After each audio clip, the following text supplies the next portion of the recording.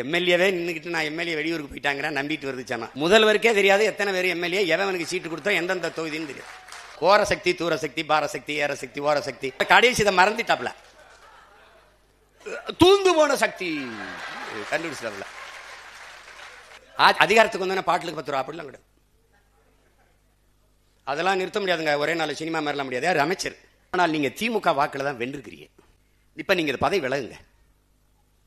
விலகிட்டு திமுகவை கடுமையா சாடுங்க. டிவிக்கு கூட்டணியில் வந்து நில்லுங்க. போட்டி விட்டு வெல்லுங்க. என்ன வேணாலும் பேசுங்க. என் வீட்டு சோத்தை தின்னுட்டு உடம்ப வளர்த்துக்கிட்டு என்ன எதிர்த்து பேசுறதெல்லாம் எவ்வளவு அநாகரியம். நீ திமுக காரன் ஓட்டுல வென்றுட்டு இதை நான் கவர்ச்சியால் வந்து விட்டேன் என்று சொல்கிறார்கள். கோவப்படுறாப்ல. தப்பு தானே. அவர் மண்டேலா மாதிரி 27 ஆண்டு சிறையில் இருந்து வந்திருக்காப்ல. சினிமா டு சிஎம் எளிதா டிரான்ஸ்ஃபர் ஆயிட்டு இல்லை. அதனால உங்களுக்கு தெரியல. கோவம் வருது வேற. சிஎம் சார் 69 படத்துல ஒரு படம் நல்ல படம். இந்த சனா ஒரு படம் கூட நல்ல படம் தராதவன் நல்ல ஆட்சி தருவன் நம்புது பேர். நேரம் அந்த ஒரு மாதம் என்னுடைய கையில் ஆட்சி இருந்ததுன்னா ஒரு பய தூங்கி இருக்க முடியாது. என்னென்னவோ நடக்குது நாட்டில் இருப்பான். பொம்பளை பிள்ளைய வன்புணர்வு செய்து 10 வயசு பிள்ளைய கொண்டு விட்டான்னா அவங்க அம்மா குடிச்சிருந்தாங்க.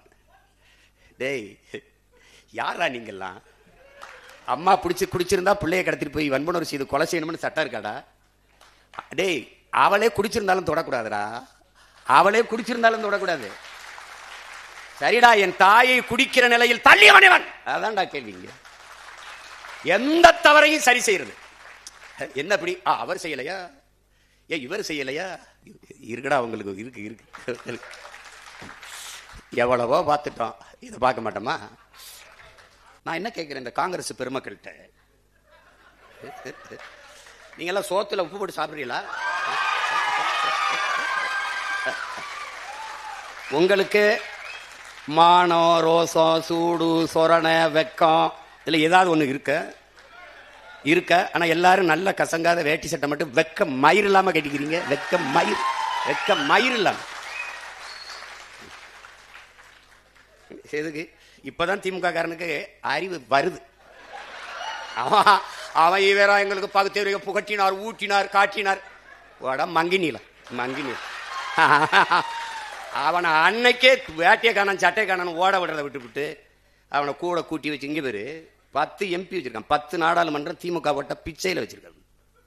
இப்ப உண்மையில ரிசைன் பண்ற. ரிசைன் விலகிடா. விலகி இடைத்தேர்தலை சந்திச்சு டிவிக்கோட போய் டிவிக்கு போட போய் நின்று வாடா வா வென்று வாடா. நீ போடா. கூட்டணி பெரிய கூட்டணி இல்ல, ஆட்சி அதிகாரத்தில் இருக்க நீ அவனோட கூட்டணி வச்சு இடைத்தேர்தல் செஞ்சோன்னா 3 ஆண்டு இருக்கு. ரிசைன் பண்ண உடனே இந்த இடைத்தேர்தல் வச்சு நின்று வா. வென்று வா. நீ பாப்ப. இப்பதான் தெரியும் திமுகவுக்கு. அப்பவே ஒருத்தன் சொன்னானையா, இப்ப கேட்கலையே. இப்போ போறவர்கள் பதவிக்காக போவார்கள், வேற எதுக்கு? மக்கள் உதவிக்காக போவார்கள். அவ்வளவு மகான்களா, பூரா மகாத்மாக்களா? விலகு. நீங்க திமுக வாக்குல தான் வென்றிருக்கிறீங்க. இப்ப நீங்க பதவி விலகுங்க. விலகிட்டு திமுகவை கடுமையா சாடுங்க. டிவிக்கு கூட்டணியில் வந்து நில்லுங்க. போட்டி விட்டு வெல்லுங்க. என்ன வேணாலும் பேசுங்க. என் வீட்டு சோத்தை தின்னுட்டு உடம்ப வளர்த்துக்கிட்டு என்ன எதிர்த்து பேசுறதெல்லாம் எவ்வளவு அநாகரியம். நீ திமுக காரன் ஓட்டுல வென்றுட்டு தேர்தல் முடியும் முதல் நாள் ஓட்டு போடுறதுக்கு முதல் நாள் பேசுறாப்ல. தேர்தலுக்கு பிறகு ஸ்டாலின் அவர்கள் போய் மோடி அமித் ஷா காலிலே விழுவார் அப்படின்னு 2 வாரத்தில் இவர் போய் விழுகிறாப்ல. போராடி தடுத்து வச்சிருந்த அத்தனைக்கும் இழுத்து போட்டாப்ல. ஜல்ஜன் சீவல் ஜல் ஜீவன் ஒரு குடிநீர் திட்டம். ஒரு நாட்டு குடிமக்களுக்கு வாக்கு செலுத்தின குடிமக்களுக்கு தண்ணி கூட கொடுக்க துப்பு இல்லை. போறார், வாரார், திரும்புறார், உட்கார்றாரு. அவன் ஊடகத்தை மயிரள கூட மதிக்கிறது இல்ல. அவன் திரும்பி கூட பாக்குறது இல்ல. இவங்க ஐயோ போய்கிட்டு இருக்காரு, வந்துகிட்டு இருக்காரு. நம்ம மாண்போட மதிப்போம், நம்மள மதிக்கிறது இல்ல. ஊடக தீண்டாமை. ஏன்னா நீங்க தூய சக்தி இல்ல. நீங்க கோர சக்தி தூர சக்தி பார சக்தி ஏற சக்தி ஓர சக்தி. எங்க ஊர்ல வருவாங்க குடியிருப்புக்கு, நல்ல காலம் பிறகு அடிச்சுட்டு ஏதோ ஒண்ணு. அதுல கடைசி இதை மறந்துட்டாப்ல. தூந்து போன சக்தி கண்டுபிடிச்சாப்ல. இதை நான் கவர்ச்சியால் வந்து விட்டேன் என்று சொல்கிறார்கள். கோவப்படுறாப்ல. தப்பு தானே. அவர் மண்டேலா மாதிரி 27 ஆண்டு சிறையில் இருந்து வந்திருக்காப்ல. எண்ணற்ற தியாகங்கள், எண்ணற்ற வழக்கு, பல சிறை கொட்டடிகள், அனுபவம். அப்புறம் 200 கோடியில் 100 கோடியை சல்மான் மாதிரி வாங்குற சம்பளத்தை பாதிய மக்களுக்கு கொடுத்து கொடையா கொடுத்து மக்களின் இதயத்தை வென்று வந்துட்டாப்ல. சினிமா டு சிஎம் எளிதாக ட்ரான்ஸ்ஃபர் ஆகிட்டு இல்லை, அதனால உங்களுக்கு தெரியல, கோவம் வருது வேற. சரி, என்னதான் தகுதி சொல்லுங்களேன் சிஎம் சார். சிஎம் சார், நீங்க உங்களை மக்கள் தேர்வு செஞ்சதுக்கு ஒரே ஒரு காரணம் சொல்லுங்க. ஒரே ஒரு காரணம் சொல்லு. ஒரே ஒரு காரணம். நீ ஒரே ஒரு காரணம். நீ வேணா உங்க ஆளுகளை சொல்லு. ஒரே ஒரு காரணம் சொல்லு. சினிமாவில் நடிச்ச விட்டது 69 படத்துல ஒரு படம் நல்ல படம். இந்த சனா ஒரு படம் கூட நல்ல படம் தராதவன் நல்லாட்சி தருவன் நம்புது பேர். ரஜினிகாந்த் அவர்களுக்காவது என்ன ஒரு 50 படமாவது இருக்கு. அண்ணன் கமலஹாசனுக்கு 100 படமாவது நல்ல படம். எம்ஜிஆருக்குன்னா 200-300 பாட்டு இருக்கு. ஒழுக்கம் நிறைந்த, தாயை போற்றுவது, மனைவி பெண்களை மதிப்பது, பாடல் இருக்கு. மது குடிக்க மாட்டார், சிகரெட் குடிக்க மாட்டார். நீ தம் அடிக்கிற அழகை பார்த்து தனலட்சுமி இரும்பிச்சுன்னு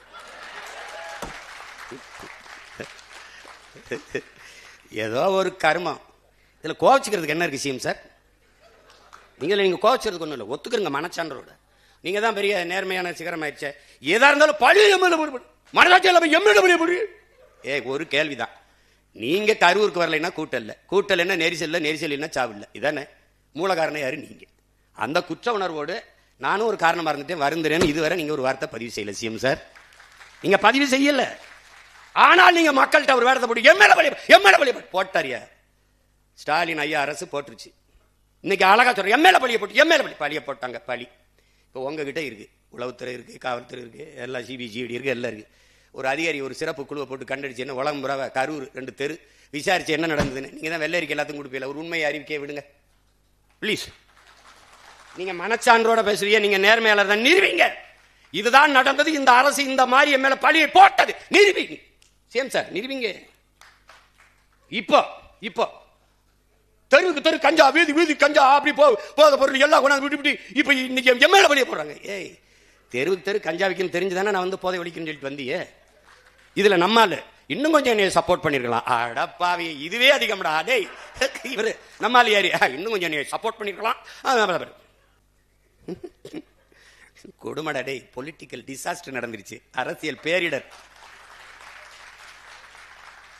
அதை மக்களை அனுபவிச்சுக்கிற வேண்டியதுதான். எம்எல்ஏவே நின்றுக்கிட்டு நான் எம்எல்ஏ வெளியூருக்கு போயிட்டாங்கிறேன் நம்பிட்டு வருது சனம். ஏன்னா சனந்தே நம்ம தான் எம்எல்ஏன்னு தெரியலடான்னு. தெரியல, முதல்வருக்கே தெரியாது எத்தனை பேர் எம்எல்ஏ, எவனுக்கு சீட்டு கொடுத்தோம், எந்தெந்த தொகுதின்னு தெரியாது. ஓட்டு போட்டவனுக்கும் தெரியல, சீட்டு கொடுத்து நிறுத்தினவனுக்கும் தெரியாது யார் எம்எல்ஏ. எங்க மொத்த பேரையும் அப்படி சொல்ல சொல்லு, 108 பேரையும் 107 பேர். மக்கள் விரோத ஆட்சியை நான் மக்கள் விரோத ஆட்சியை மக்கள் விரோதம். எது மக்கள் விரோதம்? ஒருத்தர் 2 தொகுதியில் நிக்கிறதாண்டா முதல் மக்கள் விரோதம். இன்னொரு ஜனநாயகத்தில் இன்னொரு கணக்கான வாய்ப்பு பறிக்கப்படுகிறது, முதல் விரோதம். இரண்டாவது, நீங்க 2 தொகுதியில் வென்று ஒரு தொகுதியை பதவி விலகிற போது வலுக்கட்டாயம் அங்கு ஒரு இடைத்தேர்தல் திணிக்கப்படுகிறது. அந்த தேர்தலுக்கு குறைஞ்சது 10 நாள் 15 நாள் விடுமுறை விடணும். அங்க இருக்கிற அதிகாரிகள் வேலை செய்யணும், அங்க இருக்கிற பள்ளி கல்லூரி விடுமுறை விடணும், எல்லா அதிகாரிகளும் வேலை செய்யணும். அதுக்கு குறைஞ்சது 20 கோடி செலவு பண்ணணும். வந்த உடனே முதல் கையெழுத்து 200 அலகு மின்சாரம் இலவசம். மின்துறை அமைச்சர் 2,50,000 கோடி கடன் இருக்கு அப்படின்னு. அது எங்களுக்கு தெரியும், உங்களுக்கு தெரிஞ்சதா இல்லையா? தெரியாம தான் போட்டிட்டீங்களா? தெரிஞ்சு போட்டிடும் போது 200 யூனிட் 200 அலகு மின்சாரம் இலவசமா தரேன்னு என்ன இதுக்கு சொன்னீங்க? இதுக்கு அத்தனை கோடி பிரச்சனை இருக்கும்போது எடுத்தவன முதல் கையெழுத்து 200 யூனிட் மின்சாரம் இலவசம். இலவசம். டேய், மின்சாரத்தை கொடுறா, அப்புறம் இலவசமா கொடுக்கறதா இல்லையான்னு யோசிப்போ. மானங்கெடுது. அவன் என் தம்பி ஒருத்தர் இருக்கான் பார்த்திபன், அவன் போக்குவரத்து துறைக்கு அமைச்சராக போட்டிருக்காப்ல. அவன் அங்கே வந்தூர் மாவட்ட ரசிகர் மன்ற தலைவர். வால்வோ பஸ் உரிமையாளர்கிட்ட போய்கிட்டு, நீ தாண்டா ஓட்டுறாத, வால்வோ பஸ் கவர்மெண்ட் தான் ஓட்டுது, அது நீ தம்பி சாப்பிட்டு வந்திருக்க, நான் பசியோடு இருக்கேன். அது இல்லையே அவர் சொல்றதுக்கு, இது இல்லையே பதில். அது முன்பதிவு செஞ்சவங்க எல்லாம் விட்டுட்டு இங்க காத்திருந்தவங்களை ஏற்றி விட்டேன் அப்படின்னு. எப்படி இருக்கு? பாட்டுகளுக்கு 10 ரூபா, பாட்டுகளுக்கு 10 ரூபா, பாட்டுகளுக்கு 10 ரூபாயின்ட்டு அதிகாரத்துக்கு வந்தோன்னா பாட்டுகளுக்கு 10 ரூபா அப்படிலாம் கிடையாது. அதெல்லாம் நிறுத்த முடியாதுங்க, ஒரே நாள் சினிமா மாதிரிலாம் முடியாது. யார் அமைச்சர் வியாக்கியானம் இல்லை, அங்கே ஊழியர்களுக்கெல்லாம் அவர்களுக்கு காசு செலவுக்கு இந்த பாட்டில் எடுத்து வைக்கிறது, அதுக்கெல்லாம் அது 10 ரூபாய்க்கு வித்தா தான் அப்படின்னு. இவ்வளவு தர்மணி ஆயத்தை உங்களால் சொல்லலப்பா. இப்போ மீன்வளத்துறை அமைச்சர்கிட்ட, சார் இந்த கச்சத்தீவை மீட்கிறது அதிகாரி 3 தடவை நோ கமெண்ட்ஸ் அமைச்சர், அது இப்போ நம்ம பேச தேவையில்லை, நோ கமெண்ட்ஸ். ஏண்டா நோ கமெண்ட்ஸ் சொல்றதுக்காடா இவ்வளவு பேர் கிளம்பி வந்தீங்க? அவன் அந்த அமைச்சர் பெருமகன், நாங்கள் தூத்துக்குடியை ஒரு போர்ட் நகரமாக, துறைமுக நகரமாக, அதான் எங்க தலைவருடைய. டேய், அது துறைமுக நகரம் தான்டா. அது இப்ப நம்ம கடல்ல விழுந்து சாகிறதா இல்ல கிணத்துல விழுந்து சாகிறதா? எங்க எந்த பக்கம் போறது? எங்க பார்த்தாலும் முட்டிச்சந்து மூத்திரச்சந்தாரு. கருமம் கருமம். 436 திட்டங்களை 76 சரி 1.25 மணி நேரம் வச்சுக்கிடுவோம். 1.25 மணி நேரத்தில் 436 திட்டங்கள்னா ஒரு திட்டத்துக்கு 3 நொடி செலவழிச்சிருக்கேன். 3 நொடி தானே? 3 2 6 நொடி. 6 நொடியில் ஒவ்வொரு திட்டம்.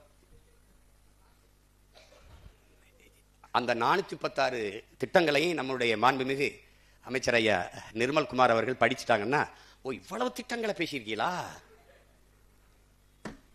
நீங்களும் உங்க திட்டம் நீங்க விலகிறதோட இல்லாம பல வேற விலக சொல்லி வேற சேர்த்துட்டிய.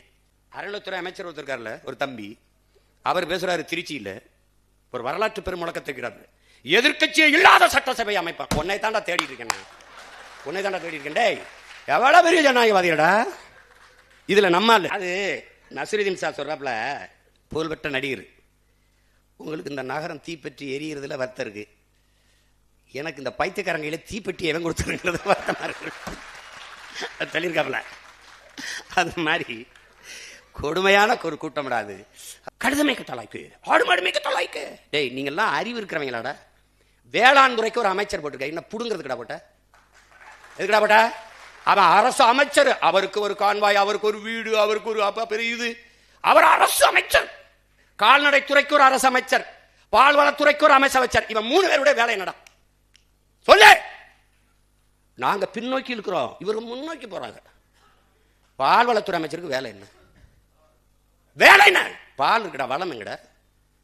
கால்நடையே இல்லை, எதுக்குடா கால்நடை துறைக்கு தண்ட கர்மாந்தல் அமைச்சர் போட்டு கிடைக்க வாடா? எதுக்கு போட்ட? எதுக்கு போட்ட? எதுக்கு போட்ட? வேளாண் பல்கலைக்கழகம், வேளாண் கல்லூரி, வேளாண் துறைக்கு அமைச்சர். அப்ப அவனுக்கு எங்கடா வேலை கொடுப்ப?